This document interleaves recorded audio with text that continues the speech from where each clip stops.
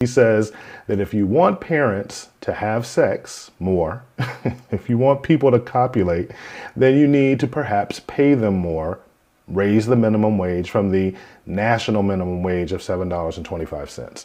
So when I hear people talk about that, the minimum wage is usually what you get paid when you're starting off in the beginning of your career and you have no work experience. Minimum wage is something that you get when you're 16, 17, 18 years old, and that's your first job. Or, on the other end of the spectrum, it might pertain to adults who have very, very low skills. So here's my answer to that when people talk about the minimum wage.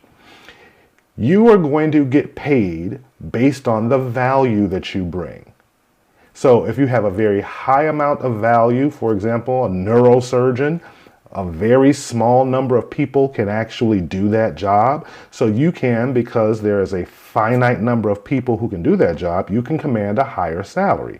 However, if you're working as a warehouse worker somewhere and you're picking up a box and moving it from one end of the warehouse to the other, anybody can do that job.